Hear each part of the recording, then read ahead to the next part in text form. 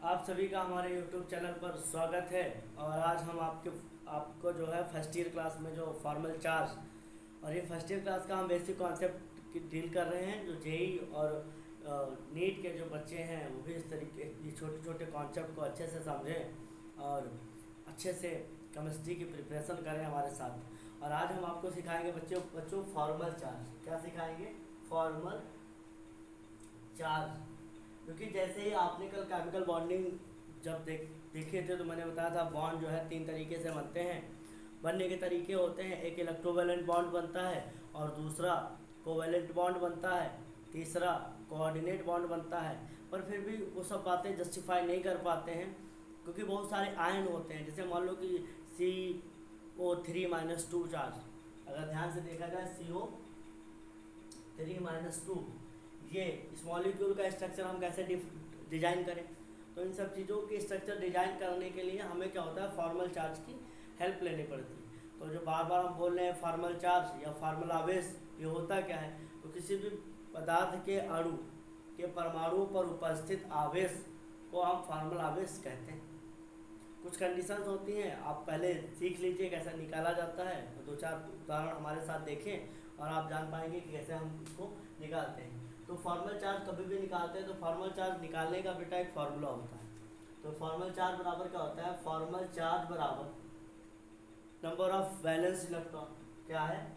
Number of valence electron. जितने भी किसी भी एटम पर हम जब उसका फॉर्मल चार्ज निकालेंगे तो उस एटम के वैलेंस सेल में जितने इलेक्ट्रॉन है पहले उन्हें हम लिख लेंगे। फिर माइनस नन बॉन्डिंग इलेक्ट्रॉन। क्या है? Non bonded electron. Non bonded electron अर्थात वो बॉन्ड वैलेंस सेल के वो इलेक्ट्रॉन जो बॉन्ड फॉर्मेशन में यूज नहीं हुए। और उसके बाद माइनस ये क्या करेंगे, हाफ कर देंगे किसका? Bonded electron. Bonded electron. तो ये हम बहुत आसानी से इस तरीके से, ये हमारा जो है फार्मूला होता है और हम इस फार्मूले को कैसे अप्लाई करते हैं हम आपको सिखाएंगे। और बहुत ध्यान से सीखें। जैसे मान लो हमारा क्या होता है, ओजोन मॉलिक्यूल है। तो ओजोन मॉलिक्यूल में क्या होता है, आप डिजाइन करेंगे तो आप पाएंगे कि दो ऑक्सीजन परमाणु के साथ, एटम के साथ में बराबर की साझेदारी होती है और दूसरे के साथ बराबर की साझेदारी नहीं हो पाती। और यहाँ पर ही हम ऐसे कोऑर्डिनेट बॉन्ड बना देते हैं। पर हम एक कोऑर्डिनेट बॉन्ड बना के नहीं, ये हम यहाँ पे ये मान के चलते हैं कि इलेक्ट्रॉन पूरे मॉलिक्यूल में इक्वली डिस्ट्रीब्यूट है। क्या है? इक्वली डिस्ट्रीब्यूट है। मैं इनको नाम दे देता हूँ, ए एटम, बी एटम और सी एटम। आप सभी एटम पर क्या करेंगे, चार्ज निकालेंगे और आप जान पाएंगे कहाँ पर किस पे कैसा चार्ज है। तो पहले बच्चों फॉर ए, इसके लिए फॉर ए एटम के लिए फॉर्मल चार्ज निकालने हैं। तो हमने फॉर्मल चार्ज निकाला। देखो ऑक्सीजन की वैलेंस सेल में 6 इलेक्ट्रॉन होते हैं। ऑक्सीजन जब आप बनाएंगे तो एटॉमिक नंबर 8, पहली कक्षा में 2, दूसरी में 6। दूसरी जो वैलेंस सेल है, दूसरी ऑर्बिट है, उसमें 6 इलेक्ट्रॉन। तो हमने कहा कि ऑक्सीजन को ऐसे 2, 2, 4 और यहाँ पर ये क्या है, डबल बॉन्ड बना रखे हैं। और इसके बाद ये ऑक्सीजन, तो यहाँ पर ये इस तरीके से, तो ये मान लेते हैं कि एक इलेक्ट्रॉन इनके बीच में से है। ठीक, आगे चल के अब देखिएगा बहुत ध्यान से, इसमें हो क्या रहा है। इसके जो है ये तो मान के चलते हैं इसके इलेक्ट्रॉन कितने, 2, 2, 4 और ये 6, इस तरीके से। तो पहले हम इसके लिए जब निकालेंगे तो देखेंगे इसमें वैलेंस इलेक्ट्रॉन ऑक्सीजन में कितने होते हैं। ऑक्सीजन पे जब हम फॉर्मल चार्ज निकालने आए तो उस पर पता चला वैलेंस इलेक्ट्रॉनों की संख्या 6। इस ऑक्सीजन की बात कर रहा हूँ। अब इसमें जब हम घटाएंगे नन बॉन्डिंग कितना है, नन बॉन्डिंग आप देखेंगे 4 इलेक्ट्रॉन हमारे क्या है, नन बॉन्डिंग में। और फिर उसके बाद क्या करेंगे, माइनस बॉन्डिंग इलेक्ट्रॉन कितने हैं, एक डंडा मतलब 2 इलेक्ट्रॉन। कैसे काउंट करोगे, एक डंडा जो तुम्हें दिख रहा है, एक बॉन्ड में कितने, 2 इलेक्ट्रॉन। तो 2, 2, अब 2 डंडे हैं तो 2, 2 कितने हो जाएंगे, 4 हो जाएंगे।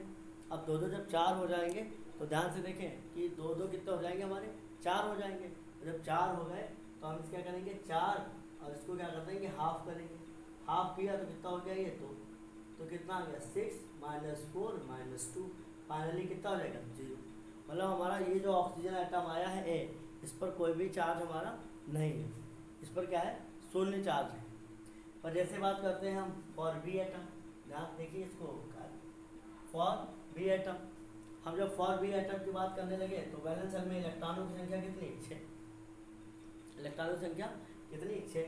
अब इसके बाद माइनस नॉन बॉन्डिंग इलेक्ट्रॉन कितने हैं, तो नॉन बॉन्डिंग इलेक्ट्रॉन ये जो है 2 इलेक्ट्रॉन देता है ना, क्योंकि 2 इलेक्ट्रॉन इसको ऐसे सीधे दे रहा है मान, तो ये मान के चलते हैं कि यहाँ पर क्या है 2 इलेक्ट्रॉन इसको दे दिए, 2 इलेक्ट्रॉन यहाँ बॉन्ड बनाने में चले गए, एक ये और एक ये, तो कितने इलेक्ट्रॉन बचे 4।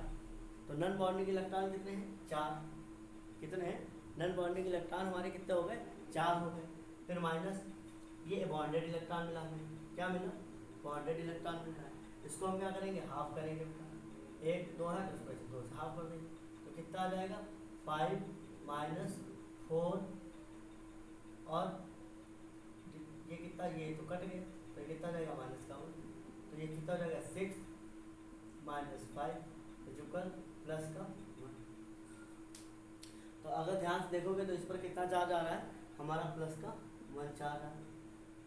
और जब आप इसके लिए निकालेंगे इस मॉलिक्यूल के लिए, तो जब इस मॉलिक्यूल के लिए निकाल रहे हैं तो ध्यान से देखिए यहाँ पे देखिए फॉर सी में देखेंगे वैलेंस इलेक्ट्रॉन 6 और नॉन बॉन्डिंग इलेक्ट्रॉन कितने 6, क्योंकि इसमें कोई भी इलेक्ट्रॉन बॉन्ड फॉर्मेशन में यूज नहीं है। और इसमें क्या करेंगे माइनस एक हमें बॉन्डेड दिख रहा है, क्योंकि एक डंडा भी दिख रहा है, तो ये कितना हो जाएगा, तो कितना हो जाएगा 6 माइनस 6, तो ये तो हो गया 0, ये क्या हो गया 0 माइनस 1, यहाँ पे कितना चार्ज है माइनस का 1। तो आपने देखा कि सर्कल वाले पर क्या है प्लस का 1 चार्ज है और यहाँ पर क्या है माइनस का 1 चार्ज। तो अगर चाहेंगे कि इसका स्ट्रक्चर बनाएंगे तो ये डबल बॉन्ड हम कर देंगे और प्लस माइनस का चार्ज दिखाएंगे। तो ये हमारा क्या होगा, इस तरीके से आप फॉर्मल चार्ज निकालेंगे और आप जान पाएंगे कि हमारा क्या है कि किस मॉलिक्यूल में कैसा क्या चार्ज आ रहा है। तो अगर एक तो ये आपका एक एग्जांपल हुआ है कि और एग्जांपल, तो अब आप ध्यान से अच्छे से देख सकते हैं कि मैंने CO3-2 चार्ज में आपके सामने फॉर्मल चार्ज निकाला। हम कैसे जाने कौन से परमाणु पर किस पर कितना माइनस चार्ज है, कैसे प्लस चार्ज है, ये हमारा फॉर्मल चार्ज का कॉन्सेप्ट एकदम क्लियर कर देता है। आप अगर उस वाले फॉर्मूले से नहीं समझ पाएँ तो इस पर पूरा मन लगा के इसको समझने का प्रयास करें। देखिए हमने क्या करा CO3, तो CO3 में कारण याद रखिएगा जो इलेक्ट्रो पॉजिटिव नेचर का होता है, जिसकी इलेक्ट्रोनिगेटिविटी कम होती है उसे सेंटर में रखते हैं। हमने सेंटर में रखा तो कारण क्या होता है कि देखो ऑक्सीजन क्या है हमारे पास 3 है और जो इसकी वैलेंस शेल में इलेक्ट्रॉन थे वो टोटल 4 थे, तो उसी के हिसाब से हमने इसको डिजाइन करा है बहुत आसानी से, बहुत ध्यान से। अगर आप ये चीज़ें मैंने कर दी है, अगर आप देखना चाहते हैं तो यहाँ पर ऐसे देख लीजिए, हमने आपकी सुविधा के लिए किया है जिससे बाद में दिक्कत ना हो। हम आपको एकदम किससे, मान लो कार्बन था, कार्बन के पास 4 इलेक्ट्रॉन थे, तो 2 इलेक्ट्रॉन क्या हुआ इस ऑक्सीजन के साथ साझेदारी करके बराबर की बॉन्डिंग कर ली, तो एक इलेक्ट्रॉन रह गया तो हमने ऑक्सीजन ऐसे बना दिया। और इन ऑक्सीजन पे अब बस मान लो ये हमारा मॉलिक्यूल है, इस तरीके से इतना सिर्फ जितना डिजाइन हो पाया मैंने डिजाइन किया। फिर अब हम क्या करेंगे, इस पर फॉर्मल चार्ज निकालने की कोशिश करेंगे। तो फॉर्मल चार्ज में मैंने इसे A मान रखा है, इस वाले ऑक्सीजन को मैंने B मान रखा है और इसको हमने C मान रखा है और इसको हमने D मान रखा है। और उसी के रिस्पेक्ट में जैसे मान लो हमने फॉर A निकाला, तो A के लिए जो हम निकालने आए तो बेटा ये कार्बन है, कार्बन के वैलेंस शेल में कितने इलेक्ट्रॉन 4 इलेक्ट्रॉन, सारे के सारे बॉन्डेड इलेक्ट्रॉन है, तो नॉन बॉन्डिंग इलेक्ट्रॉन हमारा 0 है। माइनस अराउंडेड हमें कितने इलेक्ट्रॉन बॉन्ड दिख रहे हैं 4, तो 4 दूनी 8 हो गए, 8 को मैंने हाफ कर दिया है, हाफ किया तो 4 आया, पूरा कैलकुलेट करा तो इसकी वैल्यू आ गई 0, अर्थात जो हमारा सेंट्रल में कार्बन है उस पर क्या आया 0 चार्ज आया।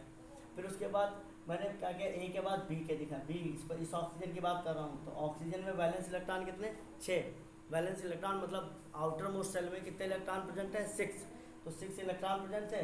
बॉन्डेड इलेक्ट्रॉन जो पेरिफेरी में होते हैं ये माना जाता है उनका कोई भी इलेक्ट्रॉन बॉन्डेड फॉर्म में नहीं, उन्होंने अपने इलेक्ट्रॉन नहीं दिए बॉन्ड बनाने में। तो कारण क्या होता है, इलेक्ट्रॉन अपना बॉन्ड बनाने में नहीं दिया हुआ है, ये कार्बन अपने इलेक्ट्रॉन स्वयं से जो 1 इलेक्ट्रॉन था वही दे रहा है। और ध्यान से देखिए इस पर एक बात ये भी मान के चलते हैं, माइनस चार्ज आ चुका है, माइनस चार्ज आ चुका है, आ चुके होने में केसेस क्या है कि 1 इलेक्ट्रॉन बाहर से आया भी है। तो यहाँ पे मान लो इसके 6 2 2 4 और 2 6, इसमें माइनस चार्ज आया है वही तो निकाल रहे हैं। तो माइनस चार्ज कब आएगा, जब 1 इलेक्ट्रॉन लेगा, और जो लेगा मान लो यहाँ पर वो इस तरीके से होता है। तो इसमें हम क्या करते हैं, नॉन बॉन्डेड इलेक्ट्रॉनों की संख्या 6 रहती है। अब ये 6 है, वैलेंस इलेक्ट्रॉन 6 थे, नॉन बॉन्डेड इलेक्ट्रॉन 6 हुए। अब इसमें बॉन्ड में कितना दिख रहा है 1, जब 1 दिख रहा है उसको हमने हाफ कर दिया, एक बॉन्ड बराबर 2 इलेक्ट्रॉन, तो हमने 2 डाला उसका हाफ किया तो ये हाफ कट गया, 1 बचा। और एक बचा, ध्यान से इसको पूरा कैलकुलेट करा तो ये तो जीरो हो जाएगा प्लस माइनस से, ये जो 1 बचा वही माइनस से आ गया। बात समझिएगा, फॉर्मल चार्ज हम निकाल तो रहे हैं, फॉर्मल चार्ज निकालेंगे जब कब होगा उसके पास, और होगा कैसे, इलेक्ट्रॉन को उसने एक्सेप्ट करा। तो यहाँ पर जो बॉन्ड एक्स्ट्रा बॉन्ड तुम्हें दिख रहा है कि सर 6 इलेक्ट्रॉन तो आपके यहाँ है, तो यहाँ पर ये बॉन्ड कैसे बन गया होगा एक इलेक्ट्रॉन से, तो ये इस ऑक्सीजन ने एक इलेक्ट्रॉन ले रखा है, और लेने की वजह से इस पर माइनस चार्ज आया है, वही हम फाइंड कर रहे हैं। फाइंड करने के केसेस में देखा है यहाँ पे -1 चार्ज आ गया है, बता रहा है हाँ इस ऑक्सीजन ने इलेक्ट्रॉन ले लिया। इसके बाद फॉर सी में हमने क्या देखा, ऑक्सीजन की वैलेंस शेल में 6 इलेक्ट्रॉन और चार इलेक्ट्रॉन कहाँ है उसके नॉन बॉन्डिंग स्टेट में, क्योंकि यहाँ पे 2 इलेक्ट्रॉनों के बराबर की साझेदारी हो गई, 6 में जब 2 की साझेदारी हो गई तो 4 बचे, हमने 4 ही लिख दिए। अब उसके बाद बॉन्ड कितने दिख रहे हैं, 2, तो 2 बॉन्ड का मतलब 4 इलेक्ट्रॉन, उनका हाफ किया तो ये 2 हो गया, तो ये 4 और 2 6, और टोटल इससे क्या करेंगे 0 हो जाएगा। भाई ये 6 तो हमें से बता देंगे, ये -4 है और ये -2 है, कितना हो जाएगा -6 हो जाएंगे, फाइनली कितना आ जाएगा 0 आ जाएगा। इसके बाद हम जब डी के लिए निकालने आए फिर वही बात, हम मान के चलते हैं इसमें क्या वैलेंस इलेक्ट्रॉन 6 थे, वो सारे के सारे नॉन बॉन्डिंग इलेक्ट्रॉन है, वो 6 लिख दिए। एक डंडा हमें दिख रहा है बॉन्डेड वाला, तो हमने क्या करा 2 इलेक्ट्रॉन उसका हाफ करा, तो माइनस का चार्ज हमारा आ गया, अर्थात यहाँ एक माइनस का चार्ज है और एक यहाँ माइनस का चार्ज है। तो जब आप इन मॉलिक्यूल्स को बनाएं तब याद रखिएगा पेरिफेरी के जो एटम, जो हमारे परमाणु हैं, जो एटम हैं, उन्होंने अपना इलेक्ट्रॉन, जो उनकी वैलेंस शेल में जो इलेक्ट्रॉन थे वो बॉन्ड फॉर्मेशन में यूज नहीं हुआ है, जितना है उतने सारे के सारे हम क्या करते हैं नॉन बॉन्डिंग स्टेट में। देख लीजिए बी की बात फिर कर रहा हूँ, 6 के 6 इलेक्ट्रॉन नॉन बॉन्डिंग स्टेट में डाल दिए गए। एक बॉन्ड बना है, तो एक्चुअली बना इसलिए कि अगर एक इलेक्ट्रॉन आया कहाँ से होगा, बॉन्ड बनने के लिए भाई इलेक्ट्रॉन जरूरी है ना, तो फॉर्मल चार्ज तभी आया होगा जब इलेक्ट्रॉन लिया होगा, वो लिया वाला इलेक्ट्रॉन यहाँ पर, और इस तरीके से क्या हो गया यहाँ पर ये हमारा क्या हो गया सारे 6 के 6 नॉन बॉन्डिंग, और एक डंडा दिख रहा है तो हमने 2 इलेक्ट्रॉन ले लिया, हाफ कर दिया, -1 चार्ज आया। तो इस तरीके से आप किसी भी मॉलिक्यूल के अंदर आप फॉर्मल चार्ज आसानी से निकाल सकते हैं।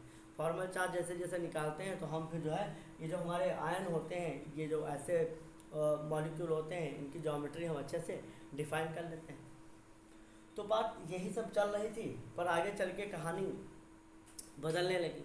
आगे कहानी केमिकल बॉन्डिंग में बदल जाती है कि आगे चल के कॉन्सेप्ट आया, पॉलिंग ने दिया, पॉलिंग ने बोला कि जो है वैलेंस बॉन्ड थ्योरी, संयोजी कक्ष वैलेंस बॉन्ड थ्योरी, संयोजी बंध सिद्धांत, कि उन्होंने कहा कि जो संयोजी बंध सिद्धांत में बहुत सारी अच्छी अच्छी बातें करी गई, और उसमें ये बताया कि कोई भी जब इलेक्ट्रॉन शेयर कर रहे होते हैं तो उनके कक्षक जो होते हैं वो पहले से ओवरलैप कर जाते हैं, हाइब्रिडाइजेशन होता है उनमें, और हर एक कक्षक में आयुग्मित इलेक्ट्रॉन ही क्या करता है, बॉन्ड फॉर्मेशन करता है। तो आपको हम एक नया आगे का कॉन्सेप्ट पढ़ाते हैं जिसे हम कहते हैं हाइब्रिडाइजेशन। आप बिल्कुल एकदम सही हमारे साथ जुड़े रहिए और हम आपको बहुत अच्छे से कॉन्सेप्ट पढ़ाएंगे। कौन सा, हाइब्रिडाइजेशन। हाइब्रिडाइजेशन को हिंदी में संकरण भी कहते हैं। क्या कहते हैं, संकरण भी कहते हैं। तो अब आप जानेंगे कि संकरण वाला जो कॉन्सेप्ट था, हाइब्रिडाइजेशन था, वो क्या था, किस तरीके से इलेक्ट्रॉन शेयर तो होते हैं, पर इलेक्ट्रॉन शेयर होने से पहले जो वैलेंस शेल है उसके जो ऑर्बिट हैं वो आपस में हाइब्रिडाइज हो जाते हैं और न्यू हाइब्रिड ऑर्बिटल का फॉर्मेशन करते हैं। फिर वो क्या करते हैं, बॉन्ड फॉर्मेशन करते हैं। तो ये कहानी हम आपको बताएंगे, जरा हमारे साथ। तो अब आपका नया कॉन्सेप्ट है जिससे आप जानेंगे क्या, हाइब्रिडाइजेशन। मॉलिक्यूल में हाइब्रिडाइजेशन क्या होता है, जिसको हम संकरण भी कहते हैं। तो आप मेरी बातों को बहुत ध्यान से समझिए कि जैसे मान लो आप बेसिक तरीके से आप ऐसे समझिए कि जैसे आप हाई स्कूल में लोअर क्लास में पढ़े हैं कि CH4 कार्बन क्या होता है, 4 वैलेंसी रखता है, और 4 वैलेंसी में क्या होता है, इसमें जब हाइब्रिडाइजेशन निकालने आते हो तो आप sp3 बताते हो। ऐसे कार्बन में एटॉमिक नंबर कितना होता है, 6। ये बनाया 1s2 2s2 और 2p2। ये हमारी ये वैलेंस सेल है, क्योंकि बात होती जो आउटर मोस्ट सेल है वही तो किसी दूसरे एटम के साथ में कंबाइन होगी। तो जो कंबाइनिंग सेल है उसी का नाम क्या कर दिया गया, वैलेंस सेल। अब इसमें क्या होता है, मान लो ये हमारा क्या है 2s, इसमें 2 इलेक्ट्रॉन है ऐसे, और यहाँ पर हमारा क्या है p में कितने इलेक्ट्रॉन, 2 इलेक्ट्रॉन ऐसे। इसको बोलते हैं हम ग्राउंड स्टेट। क्या बोलते हैं, ग्राउंड स्टेट। और ग्राउंड स्टेट से इलेक्ट्रॉन क्या होगा, नेक्स्ट ऑर्बिट में जाएगा ऐसे। तो ये क्या हो जाएगा, ये ऐसे और ये इस तरीके से। तो यहाँ पर क्या हो जाएगा, एक इलेक्ट्रॉन यहाँ, एक इलेक्ट्रॉन यहाँ, एक इलेक्ट्रॉन। अब देखिए सारे के सारे जो ऑर्बिटल्स हैं वो आपस में कंबाइन कर जाते हैं, और कंबाइन करके ये हाइब्रिडाइजेशन क्या देते हैं, sp3। और ये हाइब्रिड ऑर्बिटल है। कैसे ऑर्बिटल है, हाइब्रिड ऑर्बिटल है, इन्हीं में हाइड्रोजन क्या करता है, अपना इलेक्ट्रॉन देकर इन्हीं के साथ में ऐसे जुड़ जाता है। अब जिसमें sp3 हाइब्रिडाइजेशन होता है उसकी ज्योमेट्री होती है, पर्टिकुलर ज्योमेट्री होती है, जो बॉन्ड बनते हैं वो बॉन्ड क्या होता है, उनके बीच में बॉन्ड एंगल है तो होता है। अगर ध्यान से देखेंगे तो इसकी ज्योमेट्री टेट्राहेड्रल हो जाती है, अर्थात समोसा से। टेट्राहेड्रल कहता है समोसा, देखेंगे समोसा कैसे होता है, बहुत सब लोग खाए होंगे, ये इस तरीके से। यहाँ पर हमारा क्या है, मान लो कार्बन है, ये हमारे हाइड्रोजन आ गए, ये हमारे क्या आ गए, हाइड्रोजन आ गए। जो बॉन्ड एंगल है वो कितना है, 109 डिग्री सॉरी। तो ये हमारा क्या हो जाएगा, 109 डिग्री 28, ये ज्योमेट्री टेट्राहेड्रल होगी। तो इस तरीके से, तो ये मैंने आपको एक छोटा सा एग्जांपल आप पीछे क्लास से आपको हमने जोड़ने का प्रयास करा है। अब इसकी हम डिटेल बात करेंगे कि कैसे आपस में जुड़ रहे हैं, क्या क्या क्राइटेरिया होनी चाहिए, क्या क्या कंडीशंस होनी चाहिए जब हाइब्रिडाइजेशन होता है। तो हाइब्रिडाइजेशन क्या है, हाइब्रिडाइजेशन आप ऐसे समझिए कि जो हमारे परमाणु होते हैं उनकी बाह्यतम कक्षा में, जैसे मान लिया बाह्यतम कक्षा में जो ऑर्बिट होते हैं वो आपस में कंबाइन हो जाते हैं। वो क्या हो जाते हैं, कंबाइन हो जाते हैं, और वो पूरे के पूरे क्या होते हैं, दूसरे किसी एटम के साथ जुड़ते हैं और फिर क्या करते हैं, पूरा स्ट्रक्चर डिजाइन करते हैं। हम आपको समझाते जाएँ कितनी भी देर हैं, आप इसको भी एग्जाम्पल समझेंगे तभी बात जान पाएंगे कि ये कैसे हो रहा होता है, किस तरीके से होता है, बात समझें। हम जब बात करते हैं हाइब्रिडाइजेशन की, क्या है, तो मैं बहुत ज़्यादा देर इसको नहीं समझाऊंगा क्योंकि समझाने से नहीं, ये प्रैक्टिस और अभ्यास से आएगा। हाइब्रिडाइजेशन, इसको हिंदी में क्या कहते हैं, संकरण। और संकरण का मतलब होता है कोई चीज़ आपस में मिल जाए। तो कहते हैं जब समान ऊर्जा स्तर में उपस्थित कक्षक आपस में जुड़कर नए कक्षकों का निर्माण करते हैं, ऐसे कक्षकों को हम संकरित कक्षक कहते हैं, और इस प्रक्रिया को हम संकरण कहते हैं। अब इंग्लिश में सुन लीजिए, the same combine the same energy of the orbitals which combine to form new hybrid orbitals. This phenomena is called hybridisation. जिनके एनर्जी जो ऑर्बिटल्स हैं, जिनकी एनर्जी सेम होती है, सेम एनर्जी कब होगी, जब वो सेम एनर्जी लेवल पे होंगे, और वो आपस में क्या होते हैं, फ्यूज हो जाएंगे। फ्यूज नहीं होंगे, वो आपस में कंबाइन हो जाएंगे। फ्यूज हो जाना और कंबाइन हो जाना एक अलग बात है। तो कंबाइन हो जाएंगे, और कंबाइन होने के बाद क्या होंगे, नए हमारे ऑर्बिटल्स का फॉर्मेशन करेंगे, और इसी फिनोमिना को हम क्या कहेंगे, हाइब्रिडाइजेशन कहेंगे। और जो नए ऑर्बिटल्स बनेंगे उन्हें हम हाइब्रिड ऑर्बिटल कहते हैं। अभी कारण क्या होता है, जैसे मान लो कि कोई भी एनर्जी लेवल है, उसमें s और एक s ऑर्बिटल और एक p ऑर्बिटल आपस में फ्यूज हो जाए तो उसमें हाइब्रिडाइजेशन क्या होगा, sp। क्या होगा, sp हाइब्रिडाइजेशन। और अगर मान लो जैसे क्या होता है, जैसे मान लो एक s है और दो p ऑर्बिटल आपस में फ्यूज हो जाए सेम एनर्जी लेवल पर, तो क्या होता है, इसे हम sp2 हाइब्रिडाइजेशन कहते हैं। ऐसे एक s और तीन p आपस में फ्यूज होंगे तो क्या हो जाएगा, sp3 कहेंगे। ऐसे क्या होता है, एक s 3p और एक d आपस में फ्यूज हो जाए तो क्या हो जाएगा, sp3d। ऐसे हमारा एक s 3p और 2d आपस में फ्यूज हो जाए तो क्या हो जाएगा, sp3d2। ऐसे याद रखिए, सब हाइब्रिडाइजेशन है, सबके बारे में डिटेल बात करेंगे। आप बहुत ध्यान देखिए, इनके ऑर्बिटल्स आपस में क्या हो रहे हैं, वो कंबाइन हो रहे हैं, नए ऑर्बिटल्स बना रहे हैं, उसी के हिसाब से इनका हाइब्रिडाइजेशन आ रहा है। जितने इसमें मान लो sp दो ऑर्बिटल्स बने, दो बॉन्ड बनेंगे, यहाँ पर sp2 यहाँ पर 3 बॉन्ड बन जाएंगे। जितने नए ऑर्बिटल्स होंगे, ऑर्बिटल्स कहाँ, यहाँ पे कितने ऑर्बिटल हैं, 2 ऑर्बिटल, 2 हाइब्रिड ऑर्बिटल। यहाँ पर कितने हैं, 3 हाइब्रिड ऑर्बिटल। एक s से बना, क्योंकि जितने नंबर में हमारे एटॉमिक ऑर्बिटल्स आपस में जुड़ते हैं उतने ही नंबर में हमारे हाइब्रिड ऑर्बिटल बनते हैं। तो यहाँ पे एक s और एक p था, टोटल कितना होंगे, 2p और 2 हाइब्रिड ऑर्बिटल बने। ऐसे हमारा क्या होता है, एक s और 3p और 3d ऑर्बिटल आपस में कंबाइन होते हैं तो sp3d3 हाइब्रिडाइजेशन होता है। तो इस तरीके से ये हाइब्रिडाइजेशन आता है। अब याद रखिएगा, जब थोड़ा शॉर्ट में बता ही देता हूँ, फिर मैं एक सब के बारे में एक एक एग्जाम्पल लेके आपको डिटेल में बताऊँगा। जिसमें sp हाइब्रिडाइजेशन होता है, उसकी जो ज्योमेट्री होती है, क्या होती है, ज्योमेट्री। तो उसकी याद रखिएगा, जो ज्योमेट्री है सब आप अच्छे समझ जाएंगे, लीनियर ज्योमेट्री होती है। कैसी होती है, लीनियर ज्योमेट्री। इस तरीके से सीधा एक हमारा मॉलिक्यूल एटम यहाँ पे जुड़ेगा, एक यहाँ जुड़ेगा, और बीचों बीच में इस तरीके से एटम होगा।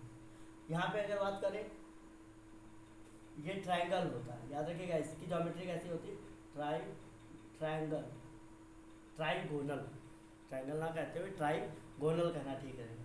इसकी टेट्राहेड्रल, क्या होगा, टेट्राहेड्रल। और इसकी ट्राइगोनल बाई पिरामिड, क्या होती है, trigonal by pyramid, trigonal by pyramid. इसकी ऑक्टाहेड्रल, या आप जानेंगे, सब परेशान हो, सब ज्योमेट्री सब अच्छे से बना के आपको समझाएंगे। और ये क्या होता है, पेंटागोनल बाई पिरामिड। क्या होता है, पेंटागोनल बाई पिरामिड। ये हमारे ये हाइब्रिडाइजेशन हो गए। और इनमें क्या होता है, जैसे जैसे ये हाइब्रिडाइजेशन है, वैसे इसमें क्या होता है, बॉन्ड एंगल भी आता है। याद रखिएगा, यहाँ पे बॉन्ड एंगल जो है लीनियर के केस में 180 डिग्री कितनी होती है, बॉन्ड एंगल कितना होगा, 180 होगा।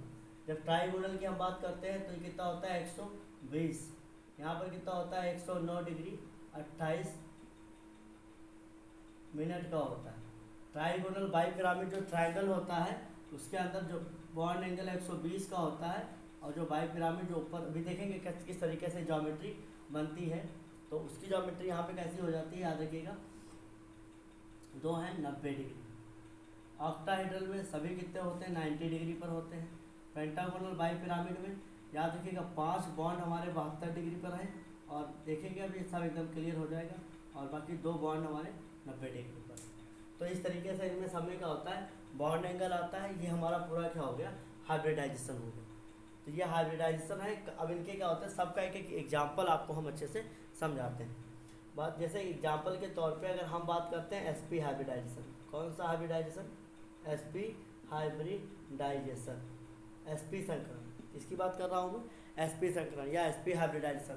तो हम sp हाइब्रिडाइजेशन की जब बात करते हैं, तो ये वर्ड बेटा थोड़ा हिंदी में इनका नाम सुन लेते हैं। लीनियर को बोलते हैं रेखीय, ट्राइगोनल को बोलते हैं त्रिकोणीय, टेट्राहेड्रल को बोलते हैं समचतुष्फलकीय, ट्राइगोनल बाई पिरामिड को त्रिकोणीय द्विपिरामिड, त्रिकोणीय द्विपिरामिड, ऑक्टाहेड्रल को अष्टफलकीय संरचना, पेंटागोनल बाई पिरामिड पंचतई द्विपिरामिड, पंचतई द्विपिरामिड। तो अब यहाँ पे जब डिटेल बात करेंगे तो उनके हिंदी में इनके सारे नाम हम तुम्हें बता देंगे। तो ये क्या है, sp हाइब्रिडाइजेशन की जब हम बात करते हैं तो हम कहते हैं एक s ऑर्बिटल और एक p ऑर्बिटल आपस में कंबाइन होते हैं at the same energy level पर। तो हमारा कौन से न्यू ऑर्बिटल बनाते हैं, sp हाइब्रिड ऑर्बिटल बनाते हैं। तो इस तरीके का जो हाइब्रिडाइजेशन होता है, ये हमारा sp हाइब्रिडाइजेशन होता है। एक मान लो हमारा क्या है, एक s ऑर्बिटल है, और दूसरा कैसा है, एक p ऑर्बिटल है। क्या है, p ऑर्बिटल। तो ये इस तरीके से ज्योमेट्री ये इस शेप में आती है। इसके यहाँ ये हमारा क्या करते हैं, बॉन्ड बनाते हैं। तो ये ज्योमेट्री, ये जो बॉन्ड बनता है ये 180 डिग्री का बनता है। एग्जाम्पल के तौर पे ये सारी बात आप समझ लीजिए। जब आप एग्जाम्पल समझ ही रहे हैं तो आप देख लीजिए, ये कहानी है हाइब्रिडाइजेशन की, sp हाइब्रिडाइजेशन की। एग्जाम्पल के तौर पे कहाँ पाया जाएगा, BeCl2, कहाँ होगा, BeCl2 में। तो BeCl2 में जब आप समझाएंगे, देखिएगा जो हमारा B होता है उसका एटॉमिक नंबर 4 है। तो आप देखते हैं क्या होगा, 1s2 और फिर क्या है 2s2। तो अब हम क्या करते हैं, मान के चलते हैं कि 2s में क्या 2p भी तो होगा, उसे हम 0 मान लेते हैं, उसमें कोई इलेक्ट्रॉन नहीं। तो इसको जब हम अच्छे से दिखाएंगे तो यहाँ पर हमारा s में कितने इलेक्ट्रॉन, 2 इलेक्ट्रॉन, और p हमारा क्या है, पूरा का पूरा खाली पड़ा है। तो ये ग्राउंड स्टेट है बेटा, ये क्या है, ग्राउंड स्टेट है। ग्राउंड स्टेट से क्या होगा, इलेक्ट्रॉन क्या होगा, एक्साइटेड स्टेट में जाएगा। तो ये कहानी कुछ ऐसे हो जाएगी, एक इलेक्ट्रॉन यहाँ पर और हमारा क्या हो जाएगा, एक इलेक्ट्रॉन यहाँ पर, ये खाली है। तो ये दोनों आपस में क्या हो गए, कंबाइन हो गए। ये हाइब्रिड, ये हमारा क्या हो गया, sp हाइब्रिडाइजेशन हो गया। और इसी में क्या है, हमारा क्लोरीन अपना क्या करेगा, एक इलेक्ट्रॉन देगा और इसी के साथ में ऐसे जुड़ जाएंगे। तो ये हमारा sp हाइब्रिडाइजेशन हो गया। अब इसका स्ट्रक्चर बनाएंगे तो b क्या होगा, बीच में होगा, एक Cl इधर और एक Cl हमारा इधर, इनके बीच का बॉन्ड एंगल 180 डिग्री। संरचना कैसी हो गई, लीनियर हो गई, रेखीय हो गई। कैसी हो गई, रेखीय। तो इस तरीके से यहाँ पर हमने आपको कौन सा हाइब्रिडाइजेशन समझाया, sp हाइब्रिडाइजेशन समझाया। ऐसे ही धीरे धीरे हम आपको सारे हाइब्रिडाइजेशन इसी वीडियो में समझाएंगे और सब के सारे हाइब्रिडाइजेशन के बारे में सब अच्छे से जान पाएंगे। तो बच्चों हमने अभी कौन सा हाइब्रिडाइजेशन की बात कर ली, sp। अब बात करते हैं किसकी, sp2 हाइब्रिडाइजेशन। तो दिख ही नहीं रहा होगा सबको किसकी बात कर रहा हूँ मैं, sp2 हाइब्रिडाइजेशन की। कौन सा हाइब्रिडाइजेशन है, sp2 हाइब्रिडाइजेशन है। हम जब बात करते हैं sp2 हाइब्रिडाइजेशन की तो सिंपल सी डेफिनेशन है, when 1s and 2p atomic orbital combine to form 3 new orbital. These orbital are called hybrid orbital and this phenomena is called hybridization. क्या होगा, एक s और 2 p एटॉमिक ऑर्बिटल आपस में क्या हो जाएंगे, कंबाइंड हो जाएंगे और 3 नए ऑर्बिटल का निर्माण करेंगे। और जो 3 नए ऑर्बिटल हैं उन्हें हम हाइब्रिड या संकर ऑर्बिटल कहेंगे और इस प्रक्रिया को हम हाइब्रिडाइजेशन कहेंगे। बहुत ध्यान से आप समझिए, ध्यान से देखिए, एकदम आप समझेंगे, बिल्कुल समझेंगे। ये एक s और 2 p ऑर्बिटल आपस में वो कंबाइन हो गया, sp2 बना। तो sp2 में क्या होता है, मान लो ये हमारा एक s ऑर्बिटल है और यहाँ पर हमारा क्या हो गया, एक ये जो हम लोग मान लो ये p x है, इससे पहला z होता है और यहाँ पर क्या मान लो ये क्या हमारा p z है। चलिए इन दोनों को जब हम अरेंज करेंगे तो बेटा ये ट्रायंगल शेप में जाएंगे। कैसे जाएंगे, ट्रायंगल शेप में चले जाते हैं ऐसे, इस तरीके से। और यहाँ देखिए, ध्यान देखिएगा, एक ऑर्बिटल ये, एक ऑर्बिटल ये इस तरीके से, तीसरा ऑर्बिटल हमारा ये ऐसे, और यहाँ पे ऐसे छोटे छोटे ये ऑर्बिटल इस तरीके से हमें दिखाई पड़ते हैं। मतलब हमारा ट्रायंगल शेप में बन जाता है। जो दूसरे आइटम ये जब किसी से कंबाइन करेगा तो इस तरीके से कंबाइन करेगा। ध्यान से देखिए, मतलब ये ज्योमेट्री बनती है और ये इस तरीके से हमारा हाइब्रिडाइजेशन हो जाता है। एग्जाम्पल के तौर पे जब आप इसको समझाएंगे तो आप बेस्ट समझा सकते हैं BCl3 में। आप ध्यान से देखिए, BCl3 में कौन सा है, ये हाइब्रिडाइजेशन sp2 पाया जाता है। अब यहाँ पे जब आप देखेंगे ध्यान से तो देखिएगा इस तरीके से, तो जो बोरान होता है उसका एटॉमिक नंबर कितना है, 5। तो क्या बनेगा, 1s2 2s2 और 2p1। तो हम जब बनाएंगे तो इससे ये वैलेंस सेल है हमारी, इसी समय मतलब है। तो इसमें क्या है, 2 इलेक्ट्रॉन है, p में कितना इलेक्ट्रॉन है, 1 इलेक्ट्रॉन है, 1 इलेक्ट्रॉन है। ये क्या है, ग्राउंड स्टेट है, 1 इलेक्ट्रॉन है, ग्राउंड स्टेट है। ये इलेक्ट्रॉन उठ के यहाँ आ जाएगा तो बेटा क्या हो गया, एक्साइटेड स्टेट आ गया, 1 इलेक्ट्रॉन ये, और कहानी तुम्हें क्या मिली, 1 इलेक्ट्रॉन यहाँ, 1 इलेक्ट्रॉन यहाँ। ये कौन सा हाइब्रिडाइजेशन हो गया, sp2। ये स्टेट क्या है, एक्साइटेड स्टेट। तो जहाँ पर क्या है, हमारा क्लोरीन क्या हो जाएगा, अपने इलेक्ट्रॉन देगा और बॉन्ड बना लेगा इन्हीं के साथ में, इस तरीके से। तो हमारा हाइब्रिडाइजेशन क्या हो गया, sp3 हो गया।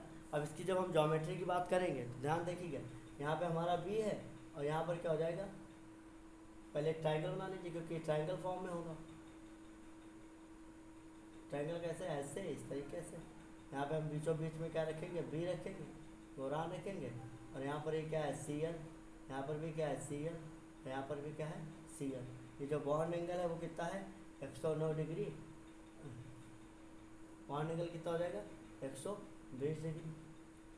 तो अब sp2 हाइब्रिडाइजेशन में ज्योमेट्री कितनी है, ज्योमेट्री कैसी है, ट्राइगोनल, और जो बॉन्ड एंगल है वो कितना है, 120 का है। तो ये इस तरीके से हमारा कौन सा हाइब्रिडाइजेशन हो गया, sp2 हाइब्रिडाइजेशन हो गया। तो जब आपका ये sp2 हाइब्रिडाइजेशन हो गया अच्छे से, तो अब आप नेक्स्ट हाइब्रिडाइजेशन देखेंगे कौन सा, sp3, जिसको मैंने इस वीडियो को शुरू होने से, हाइब्रिडाइजेशन पढ़ाने से पहले आपको समझाया था। आप देखिए ध्यान से। तो अब नेक्स्ट हाइब्रिडाइजेशन कौन सा है आपका, नेक्स्ट हाइब्रिडाइजेशन है sp3 हाइब्रिडाइजेशन, हाइब्रिडाइजेशन। तो आपका नया हाइब्रिडाइजेशन कौन सा है, sp3 हाइब्रिडाइजेशन। तो बात बहुत ध्यान समझिएगा, पूरी सारी बातें वहीं होंगी। एक s ऑर्बिटल और 3 p ऑर्बिटल आपस में कंबाइन करेंगे और क्या बन जाएगा, sp3 हाइब्रिडाइजेशन होगा। और हमारे 4 जो हैं एक प्रकार से, एक s का और 3 p के, 4 हाइब्रिड ऑर्बिटल नए बनेंगे जो बॉन्ड फॉर्मेशन में यूज होंगे। अब ये जब इस तरीके से होते हैं तो ये जो ऑर्बिटल, मान लो हमारा क्या है, एक एस ऑर्बिटल ऐसे आ गया, ये मान लो एक एस है, और उसके बाद क्या है 3p है। 3p में क्या होगा, एक एक्स ये ऐसे और 3p ऑर्बिटल इस तरीके से, क्योंकि डम्बल शेप होते ही ये मान लो पी एक्स है, ये पी वाई है, अब तो कोई बचेगा नहीं, पी जेड, तीनों की तीनों ही आपस में जब ओवर कंबाइन होते हैं तो ये क्या होते हैं, टेट्राहेड्रल फॉर्म में सेट हो जाते हैं। टेट्राहेड्रल फॉर्म में बात समझिएगा, ऐसे एक ऐसे ही बॉन्ड गया, ये एक ऐसे गया और एक ये ऐसे और ये एक ऐसे। यहाँ पर हमारे क्या होते हैं, दूसरे वाले लोग समय ऐसे यहाँ पे ऐसे दिखाई पड़ते हैं। और अगर ध्यान देखें तो इनको जब आप जोड़ेंगे तो ये ज्योमेट्री कुछ ऐसे जाएगी, कैसे जाएगी, ऐसे। ये हमारी क्या है, टेट्राहेड्रल ज्योमेट्री होती है। फॉर एग्जाम्पल इसका समझाना है, आप मीथेन में अच्छे से समझा सकते हैं। कार्बन को उठाए, कार्बन का एटॉमिक नंबर 6, 1s2, 2s2 और 2p2। जब 2p2 हो गया तो यहाँ पे क्या है, वैलेंस शेल से मतलब है, यहाँ पे 2 इलेक्ट्रॉन, यहाँ पर क्या है 1 2 1 इलेक्ट्रॉन और ये 2 इलेक्ट्रॉन। तो अभी क्या होता है, मान लो ग्राउंड स्टेट है, ये वाला इलेक्ट्रॉन यहाँ पर ऐसे आ जाएगा, एक हमारा s में 1 इलेक्ट्रॉन, ये हमारे क्या है p में इलेक्ट्रॉन, ऐसे 1 2 3, ये क्या हो गई, एक्साइटेड स्टेट हो गई। अब ये हमारे हाइब्रिडाइजेशन क्या हो जाएगा, sp3 हाइब्रिडाइजेशन हो जाएगा। ये क्या हो गया, sp3 हाइब्रिडाइजेशन हो गया, ये sp3 हाइब्रिड है, ऑर्बिटल है, और यहाँ पर हमारा क्या हो जाएगा, एक हाइड्रोजन ऐसे ये क्या करेगा, बॉन्ड बना लेगा, शेयरिंग करके इक्वल शेयरिंग करेंगे और ये हमारे बॉन्ड बना लेंगे। इनकी जब ज्योमेट्री की हम बात करेंगे तो ज्योमेट्री ध्यान देखिए बेटा, टेट्राहेड्रल हमने पहले बताया था, ये कार्बन, एक हाइड्रोजन यहाँ दिखाओ ऐसे ऐसे, इसी का समोसा शेप कहते हैं। क्या कहते हैं इसको, समोसा शेप। एक समोसा आप ध्यान से देखें तो खाइएगा तो थोड़ा ध्यान देखिएगा, एकदम कैसा होता है, टेट्राहेड्रल फॉर्म इस तरीके से ये। और इसका बॉन्ड एंगल कितना है, ये है टेट्राहेड्रल समचतुष्फल की संरचना। कौन सी संरचना है, समचतुष्फल की संरचना। इसमें बॉन्ड एंगल कितना है, 109 डिग्री, और ये कितना है 28 मिनट। तो ये इस तरीके से हमारा क्या हो गया, sp3 हाइब्रिडाइजेशन हो गया। आप बहुत अच्छे देखते रहिए, एकदम से आप बहुत अच्छे तरीके से सीखेंगे सारे के सारे हाइब्रिडाइजेशन। आज अब आप इस वीडियो के बाद आपको कोई डाउट नहीं रहेगा कि कौन से हाइब्रिडाइजेशन में किसकी क्या ज्योमेट्री है और क्या उसका बॉन्ड एंगल है।